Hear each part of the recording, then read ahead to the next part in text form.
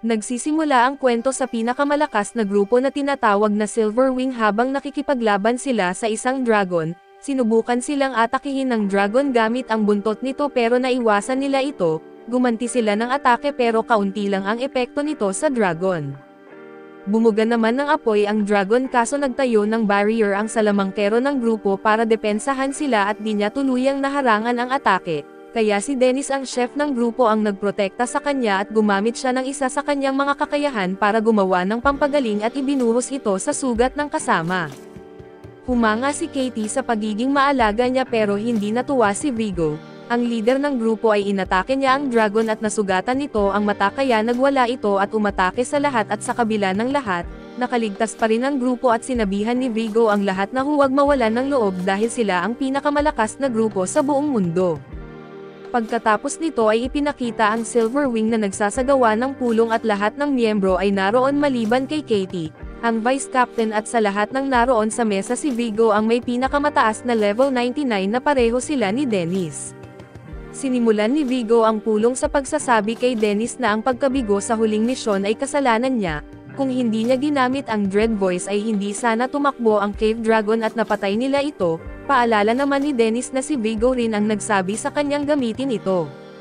Pero ayaw tanggapin ni Vigo ang sinabing iyon at ipinaliwanag ni Dennis na ang layunin ng misyon ay talunin ang Cave Dragon at kunin ang mga bihirang parte nito, pero biglang nagwala ang dragon kaya imposibleng ituloy ang laban at marami rin sa mga kasama nila ang nasugatan, at nang makita ni Vigo na wala ng pag-asang manalo ay iniutos niyang gamitin ni Dennis ang Dread Voice. Ginamit ni Dennis ang skill na Dread Voice na kayang magbigay takot kaya't tumakbo ang madaling matakot na Cave Dragon at nauwi sa kabiguan ang misyon. Kung pinilit pa nila ay baka may namatay sa kanila at nagulat si Dennis noon sa hindi pangkaraniwang maayos na desisyon ni Vigo pero ngayon, naiintindihan na niya kung ano talaga ang pakay nito. Sinabi ni Vigo na hindi siya kailanman mag-uutos ng ganoong bagay at binanggit na baka ipinadala si Dennis sa kanilang grupo para sirain ang kanilang reputasyon at posibleng isa siyang spy mula sa ibang grupo. Pinalayas niya si Dennis mula sa grupo at walang tumutol sa desisyong iyon dahil si Vigo ang pinakamalakas sa kanila at wala silang lakas ng loob na kumontra. Binanggit pa ni Vigo na hindi kailanman naging karapat-dapat si Dennis sa kanilang grupo dahil isa lang siyang chef. Napaisip si Dennis kung may masama ba sa pagiging isang chef. Nagpapalakas siya ng aura at gayon din si Vigo at ang lakas na lumalabas sa kanila ay nakakatakot para sa lahat ng naroon.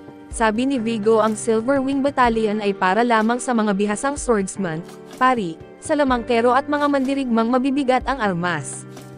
Ang mga ganitong trabaho lang ang nararapat at ang pagiging chef ay isang pagkakamali lang, pareho man silang level 99 at wala pa ring puwang para sa isang mababang uri ng chef at naisip ni Dennis na kung ganito ang tingin nila sa kanya, wala na siyang dahilan para manatili.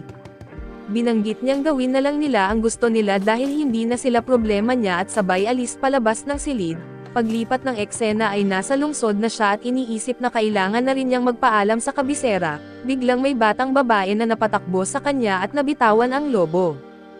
Umiyak ang bata dahil sa pagkawala nito ay agad namang hinabol ni Dennis ang lobo at naibalik ito sa bata, na nagpasalamat sa kanya at sabi ni Dennis na kung mahalaga sa kanya ay wag nitong pabayaan. Umalis ang bata at muling nagpasalamat. Doon naalala ni Dennis ang payo niya sa bata at muling binabalikan ang mga bagay na mahalaga sa kanya. Habang umaalis siya ay pinapanood siya ni Vigo mula sa malayo at nagpa siya ng simulan ang totoong plano niya. Habang tinatawid ni Dennis ang tarangkahan ng lungsod ay agad na hinarang siya ni Katie pero nagpatuloy lang siya sa paglakad. Tinanong siya ni Katie kung bakit siya pinalayas ay sumunod lamang siya kay Dennis at sinabi na kung aalis siya ay lahat ng ginagawa nito tulad ng paggawa ng gamot, pag-perform ng alchemy at pagluluto ay mawawala. Tiniyak ni Dennis na may ibang papalit sa kanya at kung nag-aalala si Katie sa pagkain ay pwede naman siyang humanap ng makakainan, pero ayaw ni Katie na mangyari ito at ipinaliwanag niya na simula nang sumali si Dennis sa grupo, lumaki ang kakayahan nilang maglakbay sa mga dungeon at ngayon ay tinatawag na silang pinakamalakas na grupo sa mundo. Hindi alam ng iba sa grupo na si Dennis ang sumusuporta sa likuran nila sa laban at tiyak niyang malaking gulo ang ay dudulot ng pagpapaalis kay Dennis. Sinabi niyang pwede pa rin siyang bumalik at nagpasalamat si Dennis sa lahat ng sinabi niya, pero hiniling niyang hayaan na lang siyang umalis. Umaasa si Katie na kahit papaano ay maghahanda pa rin siya ng hapunan bago umalis. At sana ay magluto rin siya ng ilang tanghalian para sa kanila at di makapaniwala si Dennis na yun ang huling hiling ni Katie. Biglang naging seryoso si Katie at tinanong siya kung totoo bang hindi na siya babalik. Hindi sumagot si Dennis kaya't naisip ni Katie kung ano ba talaga ang plano niya at binanggit ni Dennis na magluluto siya dahil iyon ang trabaho niya. Inamin niyang balak niyang magbukas ng sariling kainan at tumanggi si Katie na paalisin siya sabay sabing siya ang unang nakakita kay Dennis kaya para siya sa kanya. Nagpasalamat naman si Dennis dahil inimbitahan siya ni Katie sa Silverwing at sa totoo lang ay magkasundo talaga silang dalawa. Iniisip din niya na baka kaya siya ayaw ni Vigo ay dahil interesado ito kay Katie at umalis siya habang humihingi ng paumanhin. Tinawag siya ni Katie pabalik gamit ang kapangyarihan niya bilang vice captain, pero hindi man lang siya lumingon at iniisip niya na tapos na ang buhay niya bilang adventurer pero nagsisimula pa lang ang bagong buhay niya bilang chef. Paglipat ng eksena ay nasa ibang lungsod na si Dennis at namimili ng mga gamit para masisimulan ang kanyang kainan. Nakakita siya ng freezer sa isang tindahan at namangha dahil kaya nitong palalamigin ang kahit ano kahit walang yelo. Sabi ng may-ari ng tindahan na icebox ang tawag doon at importante ito sa kahit anong kainan. Natuwa si Dennis at muntik na niya itong bilhin pero naalala niyang ayon sa manual kung paano magbukas ng kainan. Hindi dapat gumastos sa hindi naman kailangan at dapat maliit lang ang puhunan, kaya't nagdesisyon siyang huwag na lang bumili ng icebox lalo't marunong naman siya ng ice magic. Paglipat ng eksena ay naglalakad siya sa bayan at napaisip na masyado yata siyang na-excite, kaya nag-focus siya sa pagbabasa ng manual sa pagbubukas ng kainan at sinunod ang mga hakbang sa loob nito at bumili ng abandonadong property, makipag-ugnayan sa mga supplier para sa sangkap at bumili ng mga gamit sa kusina. Matapos nitong lahat ay naisip niyang ang saya pala ng ganitong gawain at napansin niya na ang susunod na tip sa manual ay huwag gawin lahat mag-isa at dapat kumuha ng katulong. Nagdesisyon siyang mag-hire ng waiter at bigla niyang nakita na may tao sa paligid na nagkakagulo. Nagtaka si Dennis kung ano ang nangyayari kaya lumapit siya para tignan ito ng mas maigi at doon niya nalaman na may nagbebenta ng alipin. Sabi ng trader ang batang babae ay dating anak ng isang marangal na pamilya. Pero natalo sa labanan ng kapangyarihan ang kanyang mga magulang kaya siya ay ipinatapon.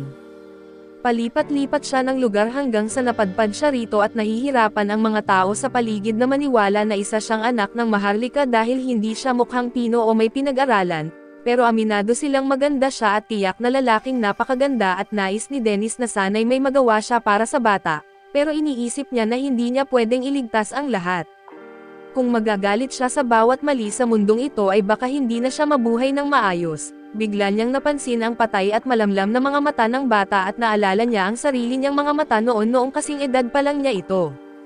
Nagsimula na ang bidding ng trader at nagsimula ito sa 300,000 at umabot agad sa 800,000. Tinaasan ni Dennis ito sa 1,000,000 at muntik na niyang makuha ang bata pero sumasabat ang tindero mula kanina at nagbid ng 1.5 milyon. Sabi nito na maganda raw ang bata kaya dadalhin niya ito sa bahay at aalagaan ng mabuti. Napansin ni Dennis na mukha talaga itong pervert pero ayaw niya sanang manghusga base lang sa itsura, baka mabait naman ito at wala pang patunay na masama siyang tao. Pero laking gulat ng mga tao nang malamang si Pivo ang nagbid, kilala pala siya bilang isang tunay na manyak kaya tiyak na magdurusa ang bata kung mapupunta sa kanya at naisip ni Dennis na hindi niya ito pwedeng hayaang mangyari. Kaya tinataasan pa niya ang kanyang bid. Sa huli ay umabot ng lagpas 5 milyon ang bidding at sa susunod na eksena ay makikita si Dennis at ang bata sa bagong bili niyang kainan. Naiinis siya dahil halos lahat ng pera niya ay nagastos sa pagbili ng bata at hindi rin niya gusto ang itsura nito sa kasalukuyan, kaya bumili siya ng bagong damit para sa kanya at inayos ang sarili ng bata. Matapos iyon ay makikitang magkasama silang umuuwi at medyo malayo ang lakad ng bata mula kay Dennis kaya binalaan niya ito na baka siya'y maliligaw kung hindi siya lalapit.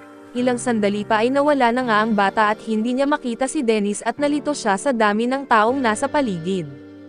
Hindi niya alam kung anong gagawin at ramdam niya na siya'y nag-iisa at naliligaw at biglang lumitaw si Dennis sa likod ng bata. At hindi na siya nagulat na naligaw nga ito at pagkatapos ay ipinakita silang dalawa na nasa loob na muli ng kainan, tinanong ng bata kung bakit siya binili ni Dennis. Sabi ni Dennis na wala namang espesyal na dahilan at naalala lang niya ang isang bagay mula noon. Tinanong niya kung ano ang pangalan ng bata pero sinabi nito na tawagin na lang siyang alipin at nagtaka si Dennis kung wala ba talaga siyang totoong pangalan. kaya ang sagot ng bata na Italayer na lang daw ang itawag sa kanya.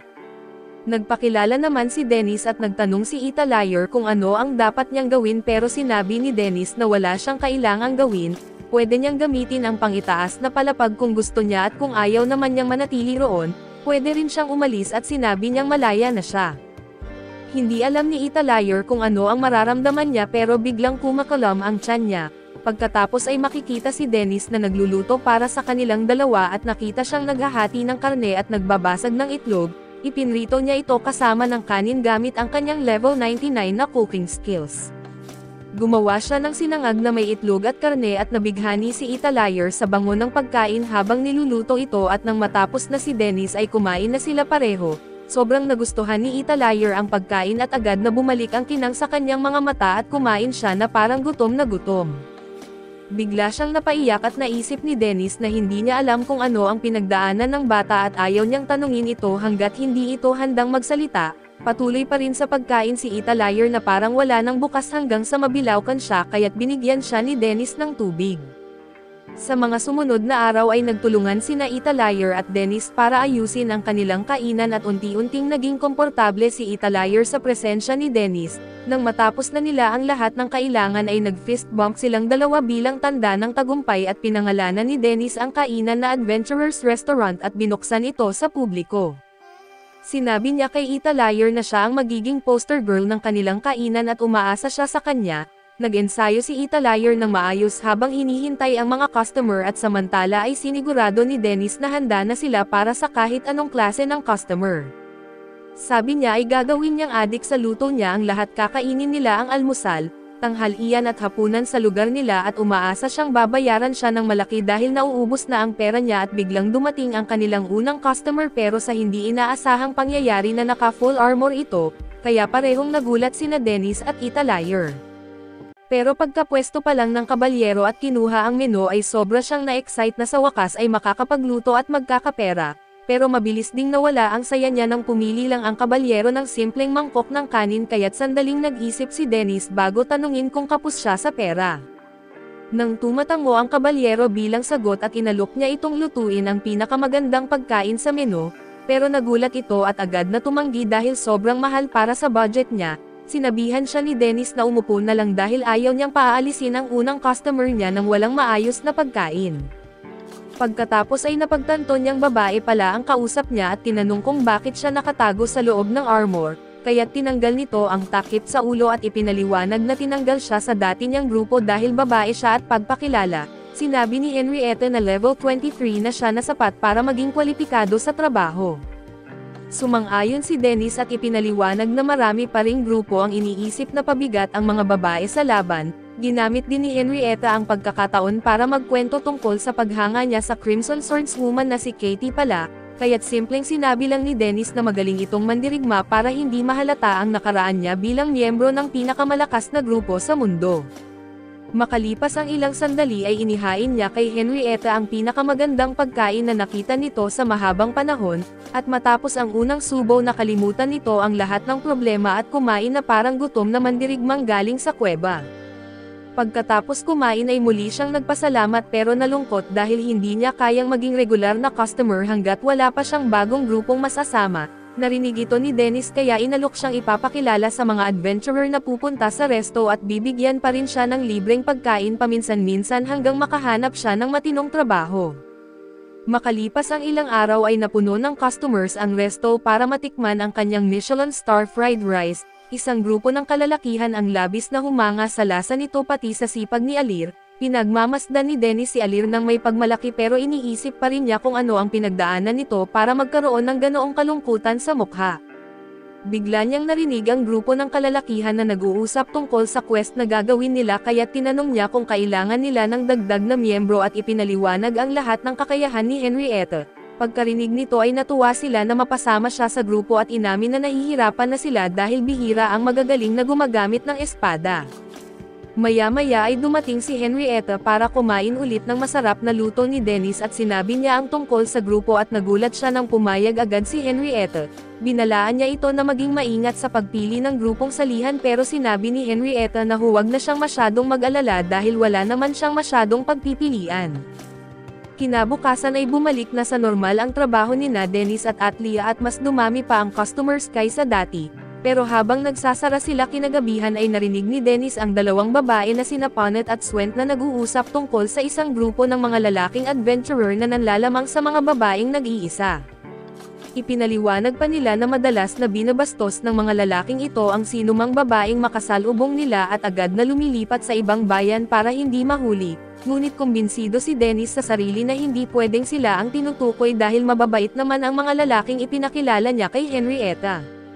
Kinabukasan ng maaga ay nakilala na ni Henrietta ang bago niyang mga kasamahan sa party, pagkatapos nilang mag-usap kung gaano nila katagal hinanap ang isang mahusay na babaeng espadachim tulad niya, ay nagtungo na sila para linisin ang isang dungeon. Habang naglalakad sa kagubatan ay tinanong niya ang leader tungkol sa quest dahil hindi pa nila ito na ipapaliwanag sa kanya, ngunit sinabi lang nito na huwag muna siyang mag-alala sa detalye hanggang makarating sila at sa kung anong dahilan. Pumayag na lang siya at agad nang pumatay ng mga halimaw pagpasok nila sa dungeon.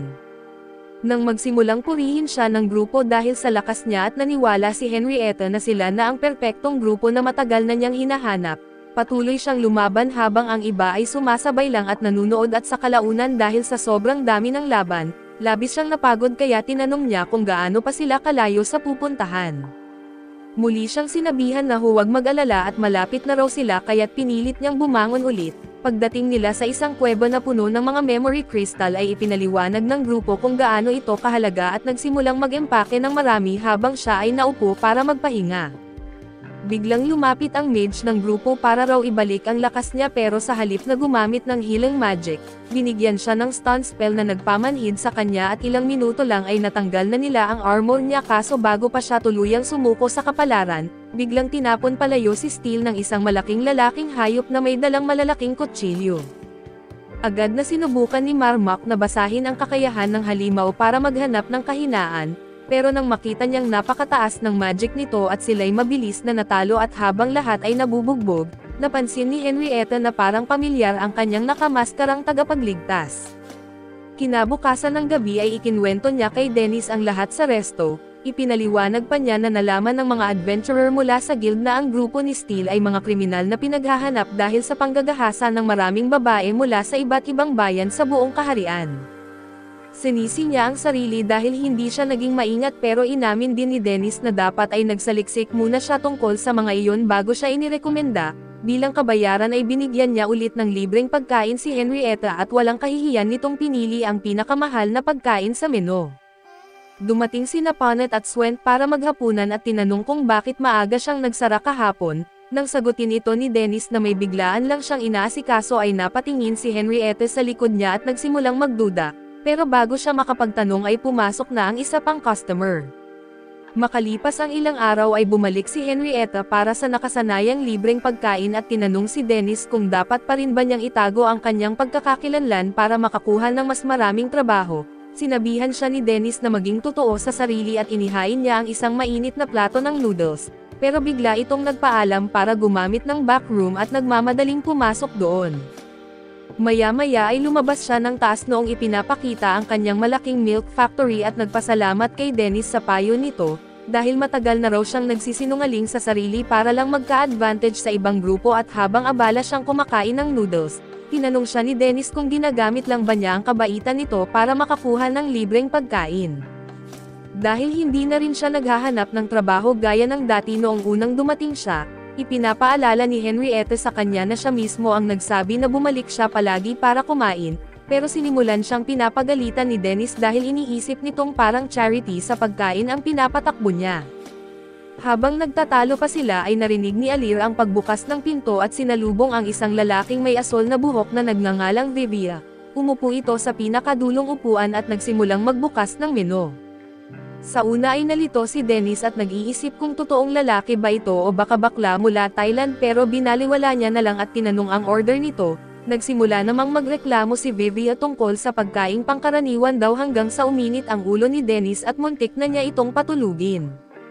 Mabuti na lang ay nakialam si Atlir at gamit ang kanyang charm ay napapayag si Vivia na umorder ng fried rice. Kumalma si Dennis at niluto ang isang mahiwagang fried rice na agad nagbalik ng pag-asa at gana ni Vivia. Tinanong ni Dennis kung bakit parang may masama na nangyari sa kanya pagpasok pa lang, pero agad itong bumalik sa walang pakialam na mukha at sinabing wala iyon at habang naglilinis si Dennis, nagsimula na namang magkwento si Vivian kung paano lahat ng party na nasalihan niya ay puro salat at puro kita lang ang iniisip na imbes na maghangad na maging pinakamagaling na grupo sa buong mundo. Sinamantala ni Dennis ang pagkakataon para sabihin kay Henrietta na habang siya'y patuloy na nagkakautang at namumuhay na parang ilusyonadong gustong sumikat, ang mga kasabayan niya ay gumagawa na ng paraan para umasenso bilang adventurer. Pagkatapos ay ibinalik niya ang atensyon kay Vivian na nagkwento kung paanong tinanggal siya ng dati niyang grupo dahil masyado raw siyang nakatuon sa pag-unlad ng career kaysa sa mabilisang kita. Nagyayabang din ito na balak niyang sumali sa Silverwing Battalion bilang pinakamahusay na wizard sa mundo. Sa halip na sabihin ang totoo na hindi ganoon kaganda ang pagsali sa grupong iyon, pinayuhan na lang siya ni Dennis na pagbutihin ang pakikasama dahil ang isang adventurer ay magaling lang kung magtatagumpay ang buong grupo at di ito pinansin ni Vivian. Nagbayad siya at nangakong babalik kapag may oras. Makalipas ang ilang araw ay bumalik siya gaya ng pangako at muli na namang nagyabang na sumali na siya sa pinakamalakas na grupo sa bayan. Medyo nagulat si Dennis at tinanong kung hindi ba tiningnan ang level niya dahil halatang masyado pa siyang bata para madaling makapasok doon at sagot ni Vivian, wala raw dapat ipag-alala dahil sapat na ang mga kasanayan niya para punan ang anumang kulang. Habang patuloy siyang nagkukwento tungkol sa pangarap niyang maging pinakamahusay sa buong mundo, pinabayaan na lang siya ni Dennis hanggang sa mabanggit nitong may quest sila bukas sa ikalimang palapag ng dungeon, dahil dito ay ginamit ni Dennis ang kanyang search skill para makita ang magic level ni Vivian. Nang lumabas na 17 pa lang ito ay tinanong niya kung tama bang pumasok sa ganoong kalalim pero sagot ni Vivian, huwag mag-alala dahil sasama raw ang elite members ng grupo at sa kabila nito, nag-alala pa rin si Dennis dahil ibig sabihin ng mababang level ay baka basic spells lang ang alam nito at hindi pa masterado. Nang subukan niya muli na pigilan si Vivian ay sinabihan siya nitong mag-stick na lang sa pagluluto dahil ang isang low-budget Gordon Ramsay ay walang alam sa pagiging adventurer. Pagkatapos magbayad ay nagtungo na si Vivian sa dungeon para sa quest. Nagpatuloy si Dennis sa kanyang araw at lumabas kasama si Atlir para mamili ng groceries at habang naglalakad sa palengke, hindi niya maiwasang mag-alala kay Vivian at napansin din ito ni Atlir subalit pinili niyang magtiwala na makakaraos ito.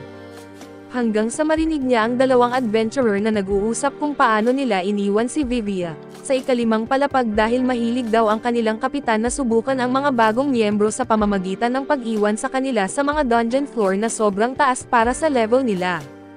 Pagkatapos ay dinala ni Dennis ang dalawang adventurer sa isang eskinita para tanungin ng mas maraming detalye. Pero sinubukan nila siyang atakihin kaya't inayos niya ng literal ang buto ng kanilang mukha at sinabihan si Alir na bumalik na sa resto, samantala si Vivian ay nagsisimula ng tumakbo para sa buhay niya habang isang grupo ng mga gutom na goblin ang pilit siyang tina-target para gawing hapunan.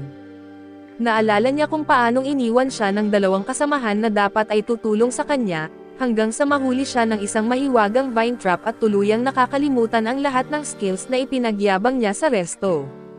Nang napagtanto niya kung gaano siya kapahamak na halos lumunin na siya ng takot, pero ang nakakatakot na ingay ng mga goblin ay muling nagbigay sa kanya ng lakas para mabuhay at pilit siyang nagpupumiglas hanggang sa, pagdating ng mga goblin ay nakapasok siya sa isang tagong butas sa pader at nanahimik hanggang umalis ang mga ito.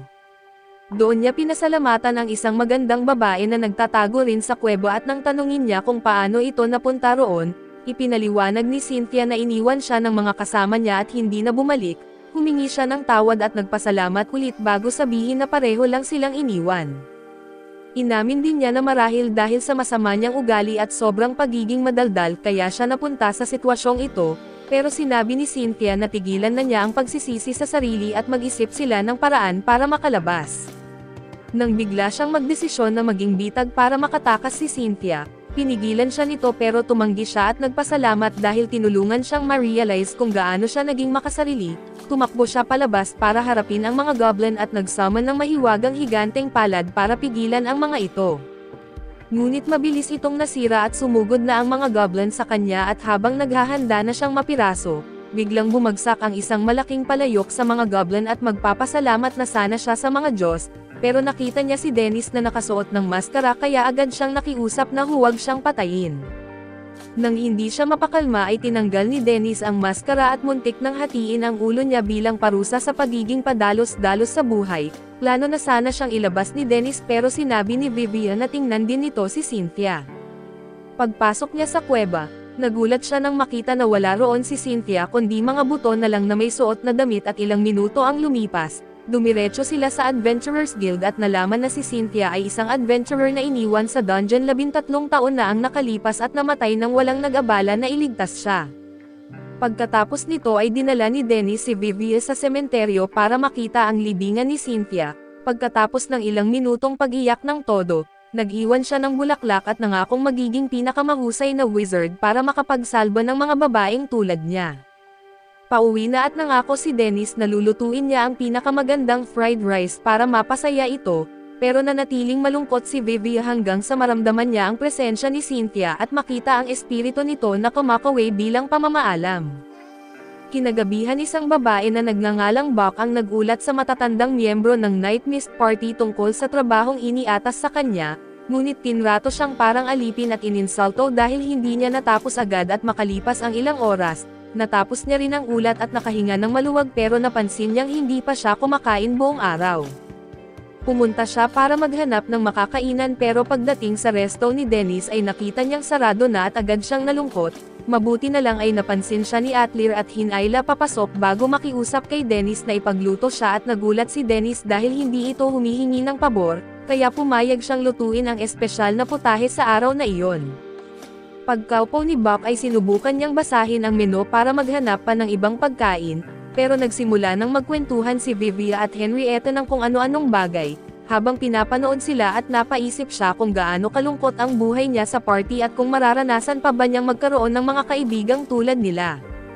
Dumating na ang pagkain at sa unang subo pa lang para bang dinala sa langit ang kanyang panlasa. Pagkatapos purihin ang luto ni Dennis ay nagsimula si Henrietta at Vivian na magmungkahi ng iba pang pagkain na pwede niyang tikman, bigla siyang napaiyak at binanggit na hindi na niya kayang pigilan ang luha. Mula pagkabata ay magaling na siyang gumamit ng magic kaya't nag-ipon ng maraming taon ang kanyang pamilya para mabigyan siya ng mas magandang buhay sa syudad, pero ang pangarap ni Buck na magbigay ng mas mabuting buhay para sa lahat ng pamilya niya ay tuluyang nawala nang sumali siya sa Night Mist Troop. Pag-alis niya sa resto nang hindi man lang naubos ang pagkain ay tinanong ni Dennis kung may ideya ba sila kung sino siya at paliwanag ni Vivian.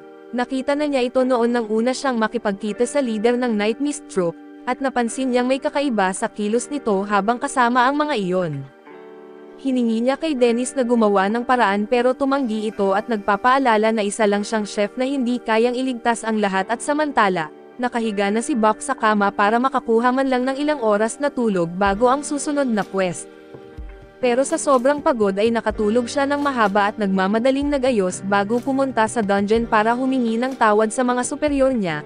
Ilang sandali lang ay inatake ng isang halimaw ang isa sa kanila kaya't tumalon siya para protektahan ito subalit sinaktan lang siya ng mismong tao na niligtas niya. Pagkatapos ay nagpasya silang tanggalin siya sa grupo dahil daw sa palaging pag-aagaw ng spotlight. Tuluyan nitong winasak ang huling pag-asa ni Buck sa buhay kaya't nagsimula siyang maghanap ng lugar kung saan niya tatapusin ang lahat. Mabuti na lang ay nadaanan siya ni Vivian at Henrietta papunta sa Clock Tower. Sinundan nila siya at inaabangan hanggang sa tangkain niyang tumalon at bago sila sumugod para iligtas siya, makalipas ang ilang minuto ay nakabalik na sila sa resto kasama si Buck at habang binabantayan siya ni Atlir sa kwarto, ipinaliwanag ni Vivian at Henrietta kay Dennis ang nangyari at muling humingi ng tulong. Ilang oras lang ang lumipas ay dumating ang kapitan ng Night Mist Troop kasama ang dalawa pa para kunin siya pabalik.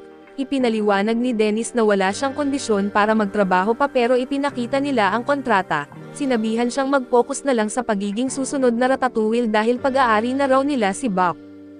Habang patuloy silang nag-uusap ay tinanong ni Buck si Atlir kung bakit hindi na lang siya pinabalik sa Diyos, kaya ikinwento ni Atlir na minsan ay naisip din niyang kitilin ang sariling buhay noong dinadala siya ng mga slave trader sa iba't ibang bayan para ibenta.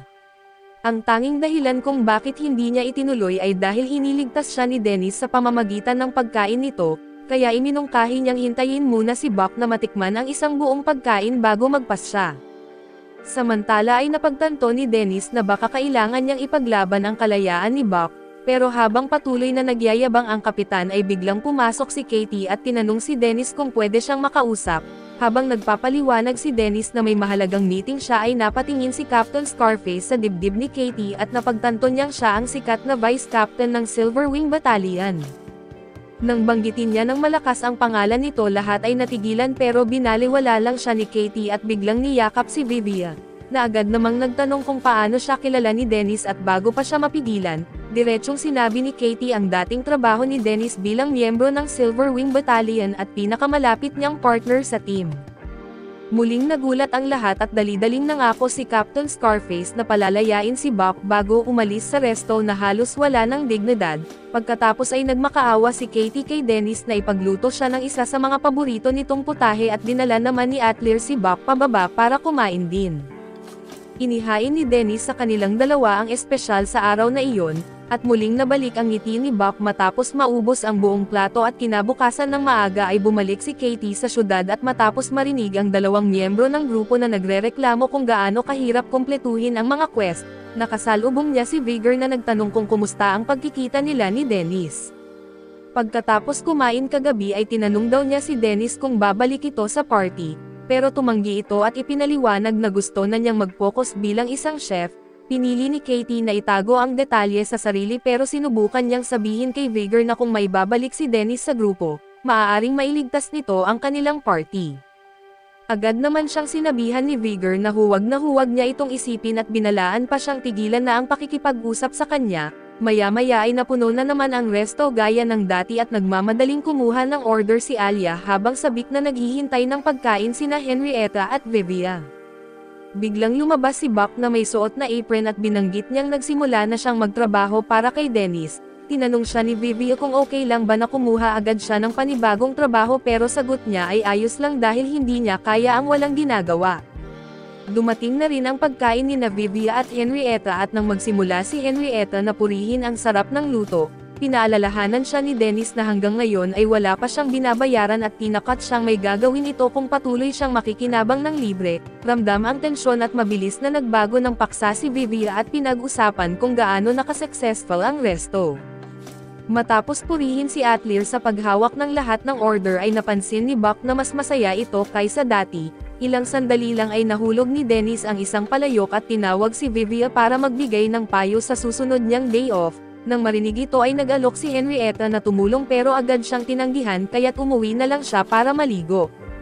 Doon siya nakumbinsing gusto ni Dennis na hingin ang tulong ni Vivia para ipagbawal siyang pumasok sa resto. Kinabukasan ay nalungkot si Dennis habang sinasabi kay Vivia na si Atlir ay nagsimulang mamasyal kasama ang isang lokal na lalaki. Sinubukan siyang pinapakalma ni Vivia at iginiit na baka hindi naman ito seryoso.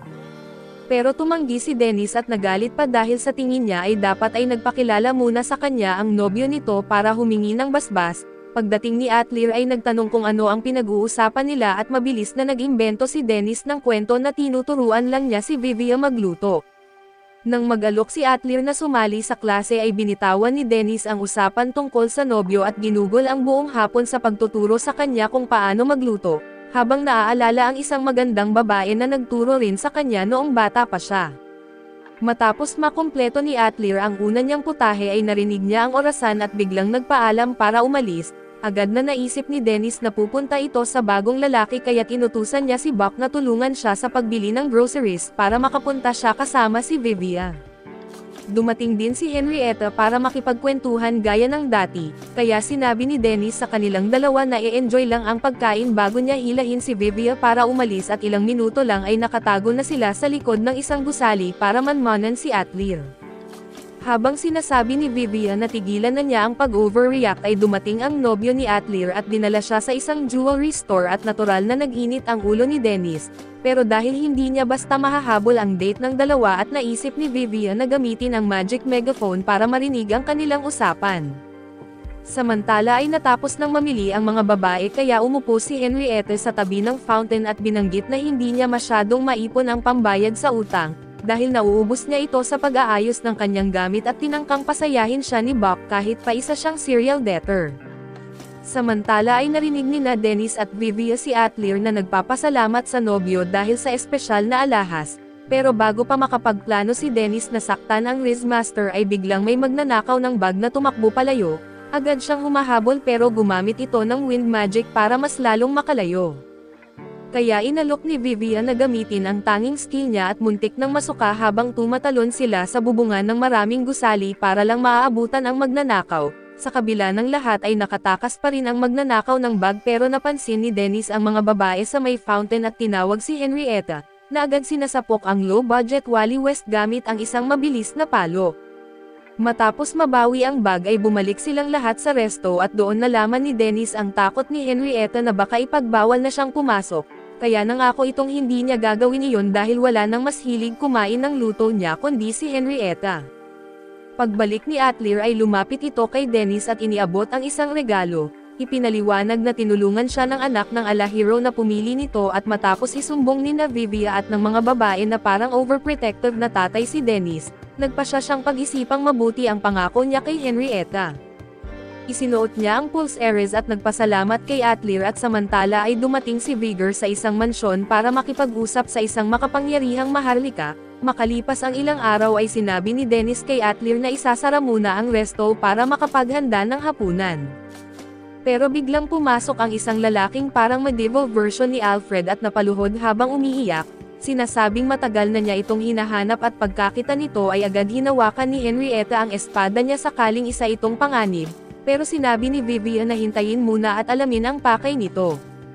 Tinanong ni Dennis kung sino siya at ipinakilala niya ang sarili bilang si Steven ang head butler ng pamilyang Workstat. Dumating siya para kunin si Atlir pabalik sa kanilang tahanan at habang iniisip ni na Dennis at Henrietta kung sino ang mga Workstat, halos mawalan ng malay sina Buck at Vivia at ipinaliwanag na sila ang pinakamakapangyarihang pamilya ng mga wizard sa buong mundo.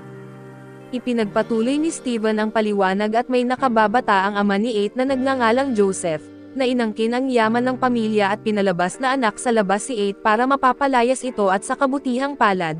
Natagpuan ni Steven ang huling habilin ng ama ni Eight at ginamit iyon para makakuha ng pahintulot mula sa korte upang muling imbestigahan ang kaso at maibalik si Eight bilang pinuno ng pamilya.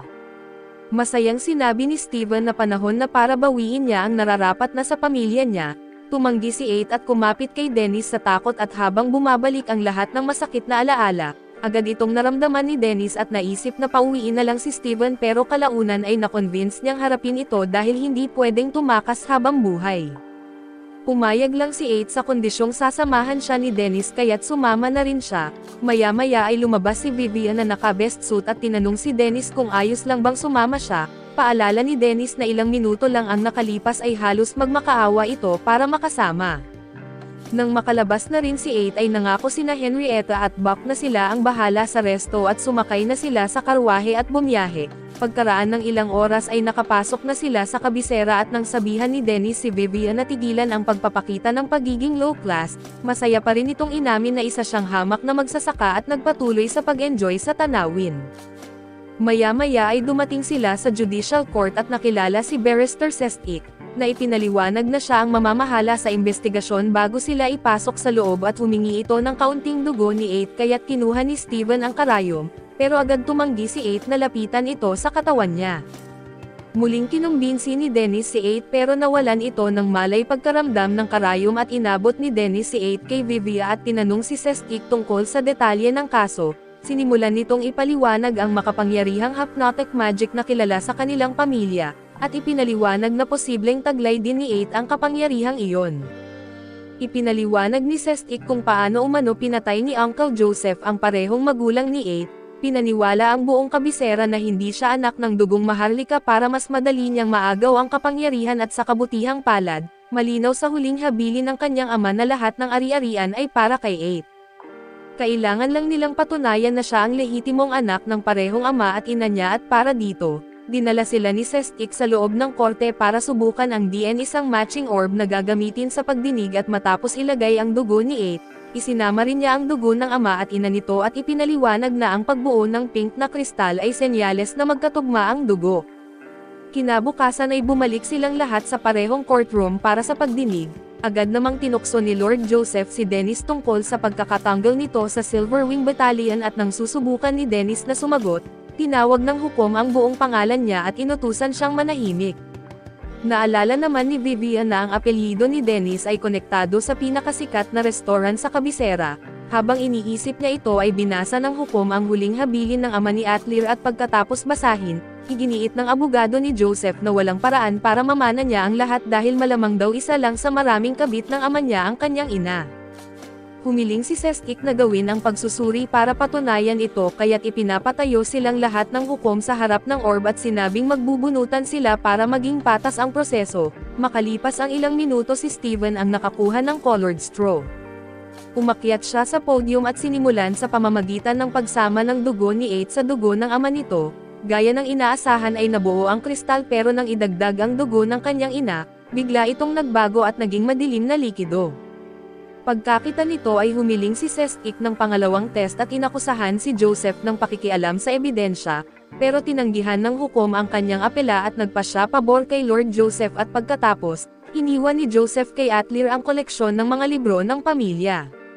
Napansin naman ni Dennis na may kakaiba kay Steven kaya tiningnan niya ito ng mabuti at nakita ang dugo sa kamay nito, agad siyang lumapit at binuhat ito sa harap ng lahat at mariing tinanong kung ano ang ginawa niya at sa takot, inamin ni Steven na nangako si Joseph na ibabalik siya bilang head butler ng pamilya. Dahil dito ay nagngit-ngit si Dennis at muntik nang magwala at nang magsimulang gumamit si Dennis ng kapangyarihan, inutusan ni Joseph ang kanyang mga kabalyero na umatake pero natakot sila sa apoy at umatras. Hinihila siya ni Vivia at pinapaalala na may kailangang mag-alaga kay Atlir, kaya pinili niyang itigil ang galit at sa huli ay tinanggap na lang ang desisyon ng hukom at makalipas ang ilang minuto, dinala sila ni Sestik sa lumang kubo kung saan nakaimbak ang lahat ng libro ng pamilya. Pagpasok pa lang nila ay na-activate ni Atlir ang isang patibong at nahulog siya pababa sa basement, habang tinitiyak ni Dennis na hindi siya nabagok ng matindi at biglang napatulala sina Sestik at Vivian nang makita na ang mga libro, purong sinaunang teksto na naglalaman ng makapangyarihang sikreto at teknik na naging dahilan kung bakit naging pinakadakilang wizard ang pamilya ni Atlir. Ipinaliwanag ni Sestik na malamang ang mga librong iyon talaga ang iniwan ng ama niya para sa kanya at hindi ang yaman.